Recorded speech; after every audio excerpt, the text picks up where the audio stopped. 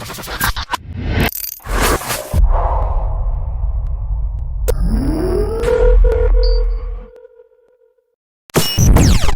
locked into the Inphamus Hour, sponsored by Boom Bap Nation. And this particular episode of the Inphamus Hour is sponsored by Stone, New York City. If you want to get high and eat at the same goddamn time, hit the Pizza Pusher on Instagram. All right. And as you've been watching the Inphamus Hour, you can see that we always drink a Hennessy. I mean, this is just a known thing. Like, this is what we do here on the Inphamus Hour. Shout out to all the people that tune in to me on Shade 45. Make sure you lock into me every single Thursday, 3 p.m. to 4 p.m. And when you listen to me on Shade 45, understand that I'm playing bars, period. Every single Thursday. I don't play no new records, nothing that you hear on FM radio, none of that.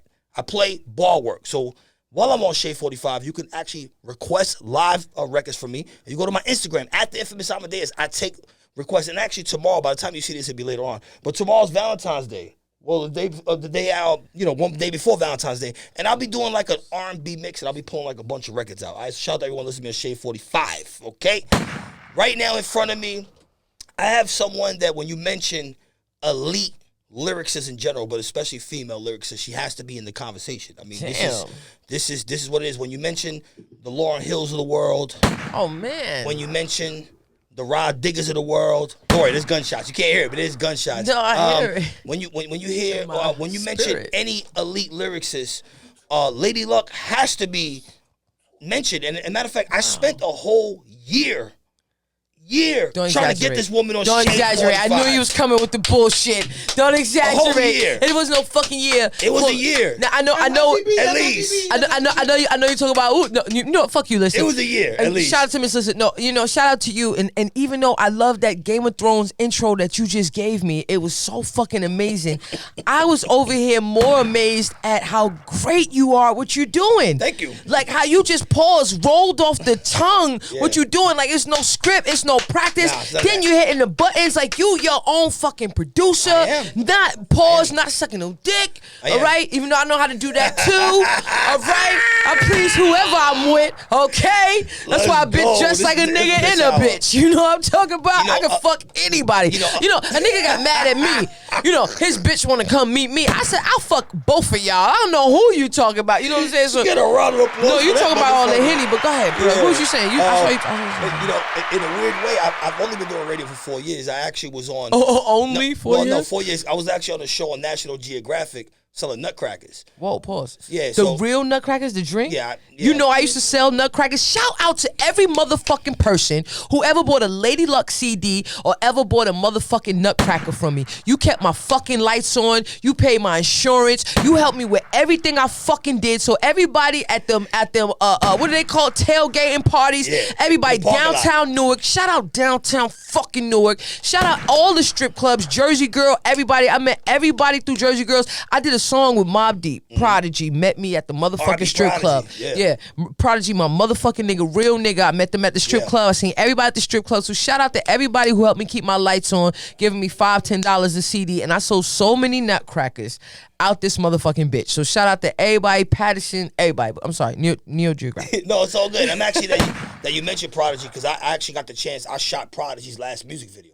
So obviously y'all don't know, but I was a video director before I went on National Geographic, and I was shooting everybody's video, Freddie Wap and Jada Kiss and just pretty much everyone. And Prodigy, we shot his video. I think it was in April.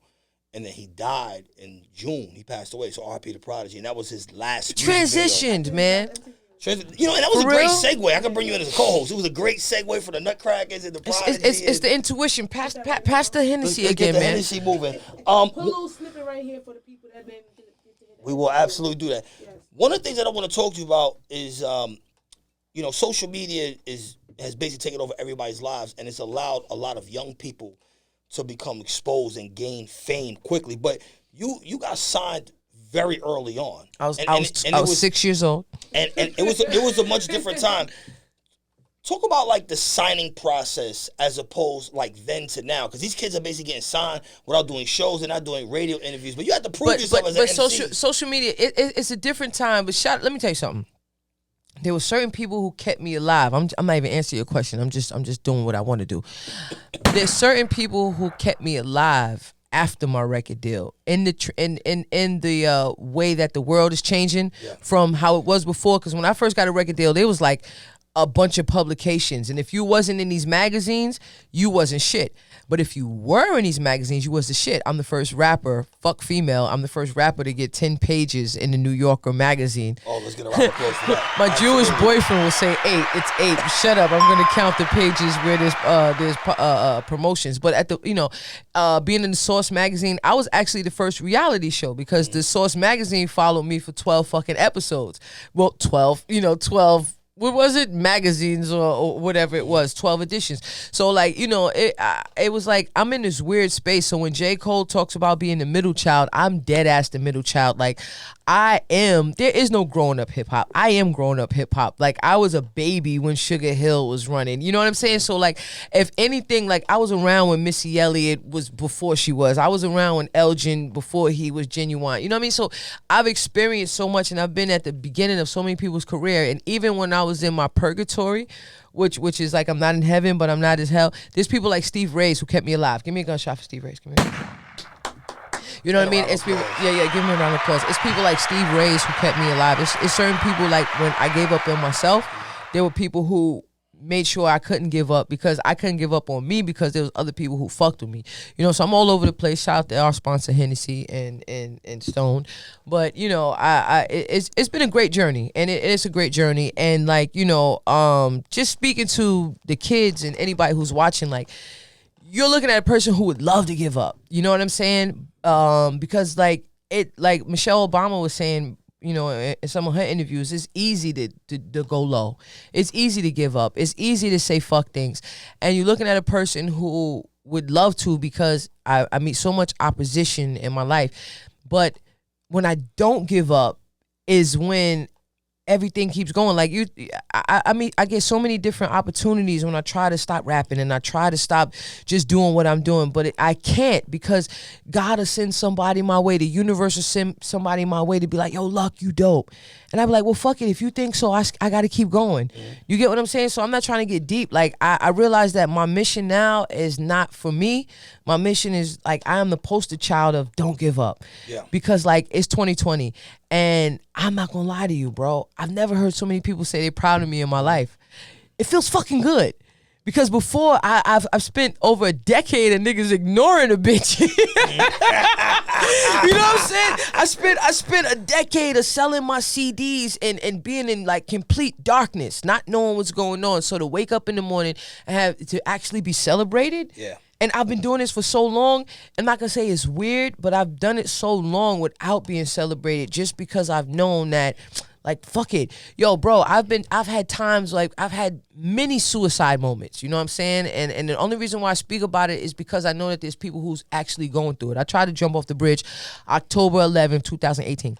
Wow. And when I went, and my face, I look crazy as hell. And I'm an ungrateful bitch, because I got paper plates on my car that I just parked as I try to go jump off the bridge. And I'm jumping off the bridge. Oh, I'm just tired of all of this shit. And the cop stopped me. He goes, where you going? I said, I'm going home. But he could tell I look like shit. The bridge is closed. The bridge ain't fucking closed. You know what I mean? Then they started to surround me. There was a van there with the yellow and white lights, and now it's too many people. So if somebody drive across the bridge and see all these motherfuckers around Lady Luck, I'm in trouble. So I'm like, all right, y'all embarrassing me. Today is not the day to quit. You know what I mean? But it wasn't them that stopped me. It was God, because I have so much to tell people, and I have so much that I've been through to tell people, like, yo, my nigga, you can't give up. You can't stop. I don't know where I'm going. The Hennessy is here, but everywhere I go, I just got to tell people that you can't stop. You can't give up, because shit get better, because you just never know. Like they got that meme on Instagram where the guy is digging for the diamond. Yeah. You get what I'm saying? So it's like I wouldn't have the opportunities that I have now. I wouldn't have Steve and all of the shit that we're working on that I can't tell you about until the ink dries. But I wouldn't be able to, you know what I'm talking about? I wouldn't be able to tell y'all about that if I gave up. So if you learn anything from this interview besides that alcohol is great, don't give up. Round of applause for the Hennessy. You know, it's actually interesting that you mentioned like suicide and depression, because when we look at social media, it kind of feels like a lot of young artists suffer from that. Like when the pain in the music and stuff like that. Like what advice would you give to like a young person right now who may be feeling depressed or maybe feel like We're maybe all suicidal. fucking depressed. See, here's the thing, right? We're all not living up to our full potential. So we fill ourselves with the things that everybody else fills ourselves with, which are materialistic things, which is sex, which is our vices, alcohol and drugs and things of that nature. But none of us are living up to our full potential because human beings and ourselves are not living up to our full potential. We are so much greater as beings. Like, I don't want to get too fucking deep, but I read a lot. I'm into the Anunnakis, I'm into the Emerald Tablets, I'm into Thoth, you know what I'm saying? So it's like, us as human beings, we're not living up to our full potential. So therefore, that's why all the kids got ADD. Because the kids are way smarter. Like, you're supposed to be teaching these motherfuckers how to do some telekinesis shit. You're supposed to be telling them about their psychic abilities. You're supposed to be telling them, you know, interest in them in science and things of that nature. But they're not living up to that. You're teaching them about, you know, some bullshit math that they're not going to need later on in life. So that's why I feel like so many people is depressed. But if I could give anybody any advice, I would say that a lot of us in America are prone to be subject to enjoy materialistic things. So we chase what we think will make us happy. But that Gucci sweater that you're going to get in 5 years, you're not happy with it anymore. Actually, after you wear it 2 times, you're not happy with it anymore. I would tell people to look inside because happiness is within, you know. And if I could give anybody any advice. So for years, I heard this shit like, yo, your life is positive and you got to be positive and positive thinking. There's no one more positive than me. I take everyone to church. Prostitutes, murderers, everybody. Round of applause. Like no. Praising. No, that's not what I'm saying. So I encourage everyone. I do so much positivity, but my life wasn't changing. And then one day, it took me a very, very, very fucking long time because I used to get mad at people like, it's not in your mind. But it is. But the problem was I was telling everybody positive things. I was doing positive things, but I wasn't telling myself positive shit. So for the people who are dealing with depression, we have a prayer line that we do every Saturday, and I put it on my Instagram every Saturday morning. We have a prayer list that's as long as a scroll. But the thing that I would tell people is to think positive about yourself. You have to tell yourself positive shit. That's how you get everything to change. Not the positivity that you do for everyone else, but what you do for yourself. You know, one of the things that I don't think you get enough credit for is kind of ushering in the whole female battle rap scene because I started that shit. I'm about to take credit for it. Your battle, Remy Ma, that I did single-handedly. It was viral before viral was going a thing. Mm-hmm. I mean, it is what it is, and this wasn't even really like heavy. This must have been like MySpace days, right? I mean, this was before that. What year was that? What year? What year was this? No. I tell you, I'm gonna tell you. I went to jail 2005, so it was 2003. Let me tell you the story. So this is way back. So this before like this internet. before my felonies. Yes. So let me tell you. So what happened was I was running wild. I was out here racking up felonies. You know what I'm saying? Because what happened is life is so crazy. First of all, mental health is the most important thing in the world because at one point in time, I'm this sheltered girl from New Jersey. Then I started doing this gangster rap because that's what everybody wanted to hear. And then I started to become a gangster. Because that's what everybody treated me like. And now I think I'm a gangster and everybody treats me like that. So I sympathize with 6ix9ine. Because I understand what that type of fucking power is. So you sympathize with the jail situation or his actions? Or No. It's interesting how he got swallowed up. Okay. How he got into it, right? Okay. Because you're talking to a bitch, like for instance, so right? being young and yeah. driven. I don't even know where we were before this, but for instance, right? And this is something very important. So at one point in time, I met these guys who were selling cocaine, right? And they're like, "Yo, Luck, we want $25,000 a key. You sell it for $30, you make $5, right?" Mm-hmm. So I'm like, what the fuck? I know every goddamn drug dealer in the world. I'm gonna go. What? I'm about to make $500,000. But the thing is, I don't know about cocaine. I don't know about no keys of cocaine. What the fuck? Why would anybody get any keys of cocaine from Lady Luck? I mean, think about it. Nigga, see, Lady Luck, yo, I got keys for 30. Look, get the fuck out of here. That's what most people would do.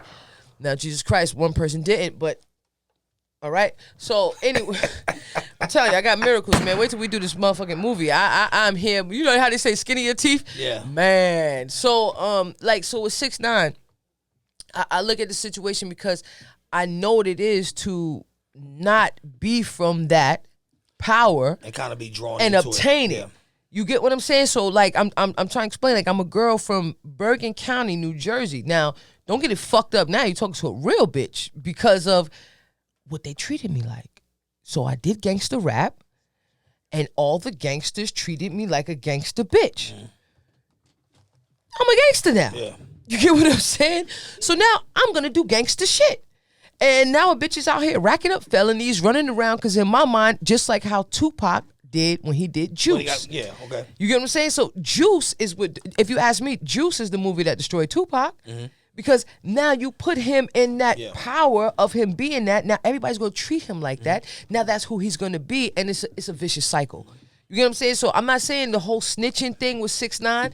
Everybody, me being in the streets, like how I know niggas, I tell them, yo, I got a key of cocaine. Look, get the fuck out of here. You're a rapper. So that's what niggas should have did. Like, I know niggas, where I'm from, I was in Brick City. Man, wait till I tell y'all the full story. Shout out to Newark. Yeah. When I tell you, I went deep and dark in the streets. Like, Jesus Christ, I'm back. But, nigga, I know people who would not allow me to do the things and obtain the power that 6ix9ine got. You get what I'm saying? Like, I know niggas who be like, nah, Luck, you the fucking rapper. Go over there and fucking rap. Yeah. Even though these is my niggas. So, I get what, you know, it came from. When should an artist draw the line between being an artist and still being in the streets? Like, we kind of run into a consistent situation with, recently Pop Smoke. You know, he's running around in a fucking stolen Rolls Royce. I mean, it is what it is. Gunshot for that. But now, see, that's different. When should they draw the line? Do you think it's with fame? Do you think it's more with the vision? I mean, there should be a line, because there is, within the industry, there is a difference between being a street nigga and being a rap nigga. I mean, there is. Like, all these niggas that be talking this shit, that a lot of these niggas are not street niggas. Period. We're in the industry right now where 95% of these niggas are exactly like 6ix9ine. They just haven't been exposed like 6ix9ine. No, it wasn't on the stand. 6ix9ine is very, very unique. So where Mexican kid. But still, I mean, but you have a bunch of people that were never in the streets, and you know what I mean. I even play artists. Like, not to shout nobody out, I play artists that I know them niggas out in the streets. I can tell by the way they look at me in a conversation that you ain't been to jail. There's many layers to what you asking me. See, here's the thing. Like, you're asking me about the artist, but I don't hear the artist. I hear the people. What the fuck are y'all doing? Like, what is it that y'all are you have the hunger for to hear this bullshit all day? So it's like, it's not about the guys who's coming perpetrating, getting rich off of the bullshit they doing. So it's more about the fans. You would say, yeah. It's about us as a community. Yeah, the poison that we taking. Like Lil Tecca, he keeps it real. Like, he goes through his whole shit on Genius and be like, I don't own this type of car. Oh, no, I have a girlfriend. I'm not doing this. Like, really, but if Future admits that he's not doing drugs, and there's so many artists who admit. But they just saying it. They just saying it. I mean, ever since kind of what do we hunger for? Ever since kind of like NWA, ignorance is always sold. Like in a bro, weird let's way. change the subject. You gonna turn me into Malcolm X out this bitch? I'm telling you, like, nah, because I got a whole different vision. Because I've been through it. Ever since then, ignorance is sold. But now we're in a climate right now where ignorance is still selling, but it's just dressed up differently. It's hidden behind 808s. It's hidden behind. It's not hidden. It's actually. I'll be honest with you. Before, if you ask me, in NWA days, even though it was so in your face, that's when it was hidden. Nowadays, I mean, it's in your television. Bro, let's change the subject because it's too like I can't talk to you without talking to you about why it's happening and who's after your mind, and it's a war in your mind. Like, the war is not outside anymore. Like I said it in one of these rap songs that you guys have probably never heard, but it's like the war is not outside anymore. The war is against your mind. So your timeline, your television. I'm at my crib today. I'm babysitting my 5-year-old nephew. And for a split second, I heard a nigga in the commercial, in the cartoon he's watching, talk about he got a crush on another nigga. Right? I said, yo, what the fuck you watching in there? But then they cleaned it up afterwards. So if you weren't paying attention, and I'm a girl who likes fucking girls, but when I see on my timeline, stop pushing homosexualities on our kids, I fucking feel it. Because my nigga, and I'm a girl who likes girls a lot. A lot. I love them. But it is being pushed on us. Yeah. You get what I'm saying? But it's like From young, it's kind of like drawn everything, up. Yeah. everything is being pushed down our throats. So like, let's just change the subject. So speaking of changing the subject, one of the things that I have to, this is not the Infamous Hour if I don't thank you on behalf of every man on planet Earth is for posting that bathing suit picture on Instagram. Get a gunshot for that. Because I'm trying to fuck Nicki Minaj, man. Because then she went and got with this nigga. It kind of came out of nowhere. Like, I mean, I just told you where it came from, nigga. Well, no, you were shooting a video, obviously, but I mean, it kind of came out of nowhere. We're all scrolling through social media, including myself. And I see this picture. I'm like, hold up, that's Lady fucking Luck. They didn't know. They didn't know. So, like, what, sis, he's respectfully, sis. Respectfully. Okay. Were you, like, in your female bag that day? Or were you promoting the video? Nah, my nigga, I was trying to fuck Nicki. I just told the nigga 3 times. What's wrong with him? I was trying to fuck. Nicki Minaj said, Lady Luck, get the strap. And my mother told me, yo, of all people on earth, my mother told me, this not what she want. My mom told me, cause you know what I mean? She like, she wants you to be that girl, you know what I mean? I was like, Mom, but this is it, you know what I'm saying? And then shit. Round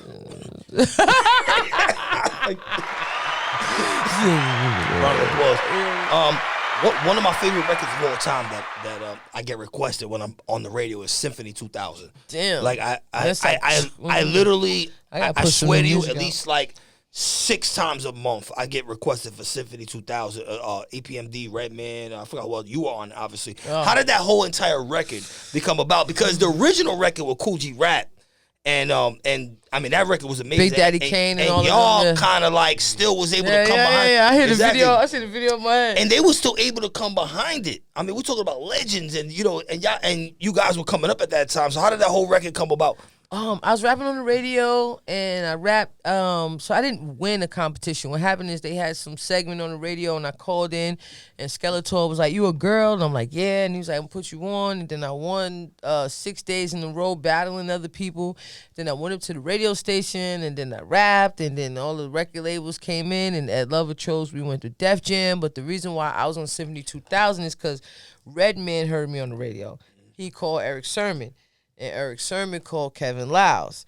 And then because they the ones who heard what was happening, then they put me on that. Boom. That's the first shit that happened. Absolutely. When you came in the room, I found it very interesting that you were like singing a record for the new generation, because it's almost like a rebellious thing between, you know, like the older statesmen of hip hop, including myself, to kind of like not say these new records. But do you think more people should be receptive to how from this era where I have 16 bars and I really have to write like 40 bars worth of raps, whereas nowadays they can say fire shit and it's like you can write 8 bars worth of rhymes, 4 bars, Big Drip, I fell in love with a big bitch. Yeah. Hey. It bounces differently. What? That's so easy. Yeah. That's beautiful. You mean I ain't got to write, yo, you motherfuckers, the duffers, and put the brothers, the brothers, the pit, the brothers. Yeah. What? Praise it's God. Super easy. It's all like an influence of other people. Now, when you were coming up, who were some of your influences when you were listening, like, you know, just writing music? Who were some of the people that you were listening to? Steve Ray's and Miss Lissa. Gunshot. Shout out to Steve Ray's. I told Steve Ray's that I had met him at the Underground Music Awards. I mean, way back. Can we get Steve Ray's? Pass the mic to Steve Ray's. I was thinking that. Because this guy right here was running allhiphop.com. He's like low key over here. You don't like when I be saying that. That's shit. all good. I mean, but people know you for that. I mean, you were advertised on flyers and Underground. I was putting in work a little bit. Yeah. When you scout artists, like, what do you look for? Because obviously you've been working since lyricism was important, and now obviously it's a different time. So when you're scouting through the crop of artists, like, what are you exactly looking for? I understand. Back in those days, I was looking for music, but what are you talking about? Because today I scout for talent in a whole new way. Because I left, you know, all hip hop, and I did loving hip hop. So today I look at the waves change. So. Back then, I was all about bars. Wale, you know what I'm saying? Sirius Jones. These dudes was rappers. Like, look, that could rhyme and battle. But now I think the wave is the personality, the ability to hold someone's attention. Yeah. You know what I'm saying? Not even on any gimmickry, but now it's a whole combination of different things. So, I cast for love and hip hop, so I gotta look for people that are entertaining and TV ready at one time anyway. Now, but even with the people on Love and Hip Hop, I mean, they're still all lyrical based artists. I mean, mainly all of them. I mean, there are even the ones in Atlanta, even the ones in Hollywood. I mean, do you think lyricism has something to do with the way their character portrays, like on television? Is it kind of like, like an intelligent thinking pattern instead of just like, doing whatever? What is she saying? Like, you say 4 words and that's the wave now? Yeah. So, I mean, I don't know how much lyricism exists today, but that's not taken away from creativity. So it's just different, you know what I'm saying? So now you just got to adapt. And if you don't adapt, then we're going to miss out on what's hot. Because we, at a certain point, we're not the ones dictating what's hot anymore. You know what I'm saying? So we got to find out what everyone's on. Like she said earlier, and I love that, I listen to the people. The people's going to tell you what's hot. So that's how I always work, because if you had more people than the next person in the crowd, then you was doing something right. And if the people stood up and cheered for you, then I liked you more. You know what I'm saying? Even if I not personally didn't. And if I could build off that, like don't get it fucked up. Rap wasn't always about lyricism. Like, my family is the Sugar Hill Gang. Like, them niggas wasn't no lyricists. What happened is, like, rap evolved into lyricism. And at one point, it reflected our culture. At one point, when we were on our 5%, I said 7. When we was on our 5% of shit, when we were on our intelligence shit, like intelligence and trying, but that's what rap is about. But music is really about a vibe. You know what I'm saying? Did he say we got 2 minutes left? Well, no, on the camera, we good. Fuck. I thought it's an hour, nigga. I'm like, damn, nigga, I gotta watch. But you know what I'm saying? It's like it's all about what, right now it's about a vibe, So when I come in here and I'm doing one of the new guys' lyrics, it's not about me pulling, like Waka Flocka said, pulling out a fucking dictionary. It's about how the music makes me feel and the energy that it brings me. You know what I mean? So that's the difference of everything now.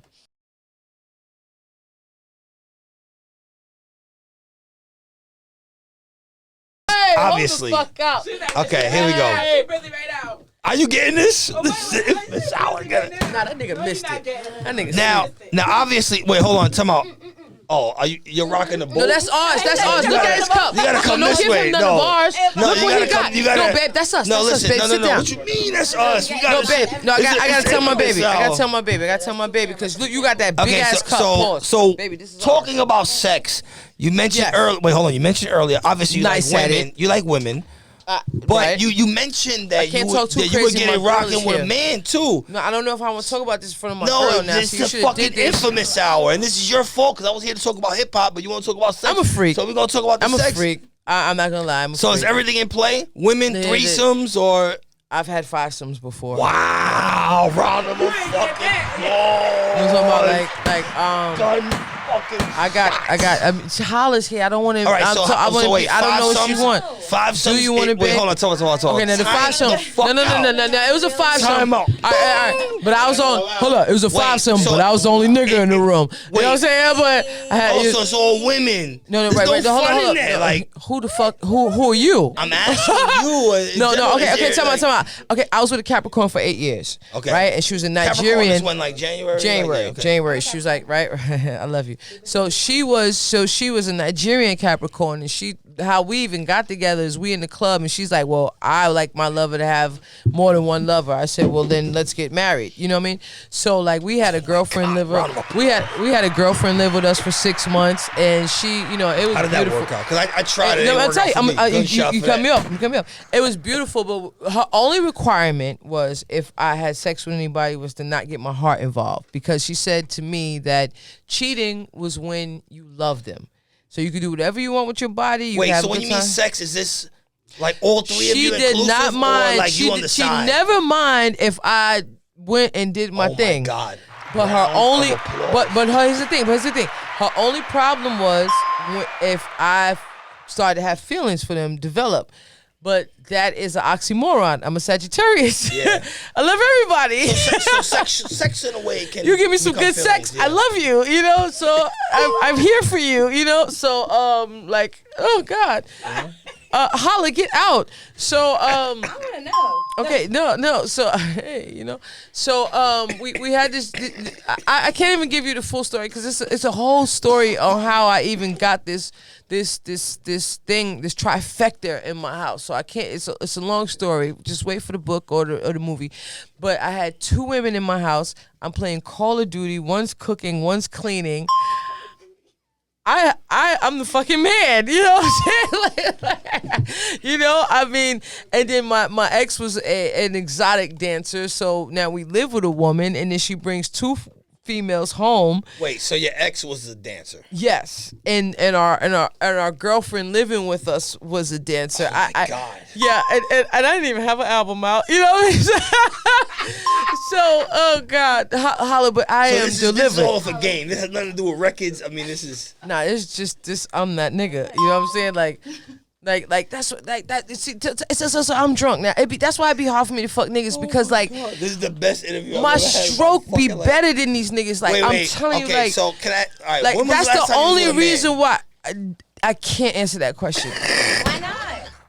Because it's like When was the last time she chill. was with a man? Chill. She said our stroke game is better than niggas. I'm telling First you, of all, I I was came here to very talk about disappointed. Like You- I'm not gonna answer that because it's like it's mad. I can't answer that. Shut up.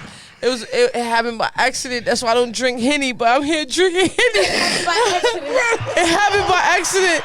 It was like So you were disappointed with the man. oh God, oh my God. No, I didn't get disappointed. It was a man. I get disappointed. I'm sitting there like, that's how you fuck?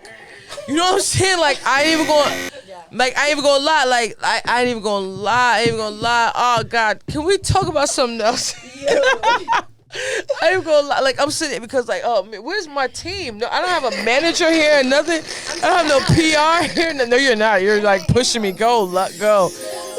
No, right. But where's my team? They be like, Luck, stop. Let's talk about something. Let's talk about an album or something. Nah, but I was just so disappointed. Talking about the album and you decided to talk about sex. No, So let's do that. Let's do that, please, because I was like, nigga. So all right, so wait. Right. So are we Perfect. having any sexual talk on TV?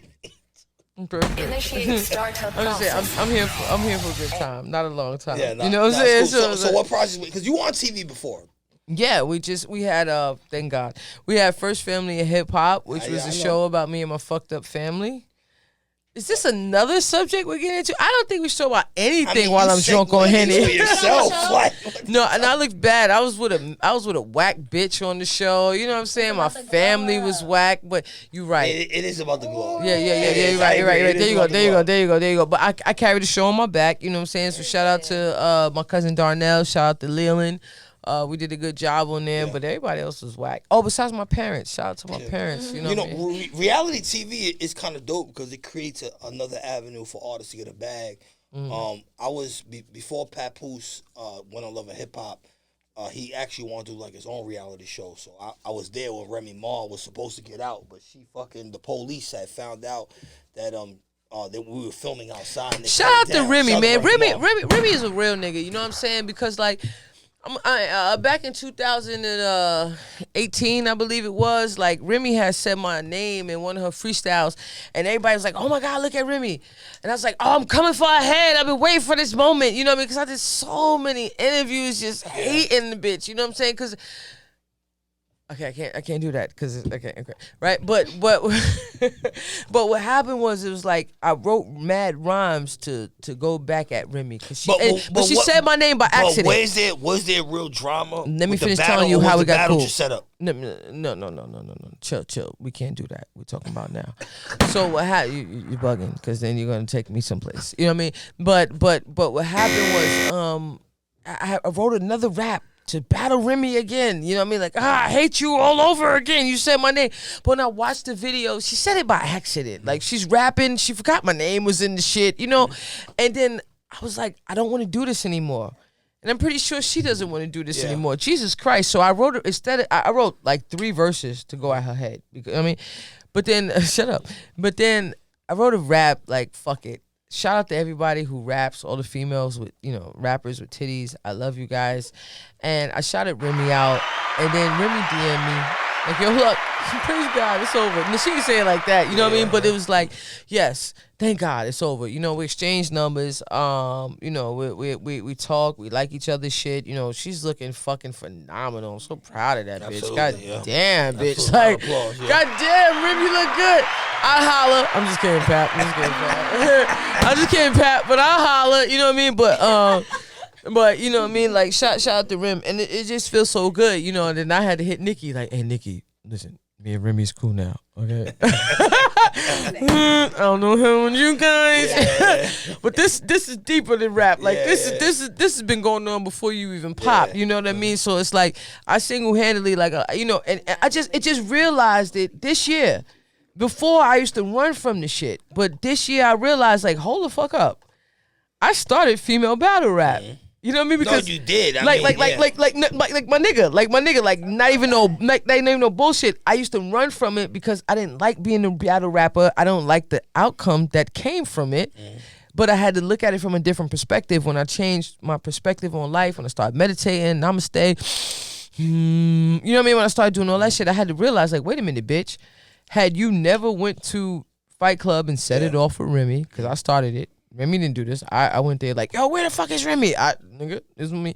If I didn't call Hot 97, if I didn't put all of my effort and steam behind this shit, like, it'd be totally different right now. So shout out to all you bitches. Daddy's home.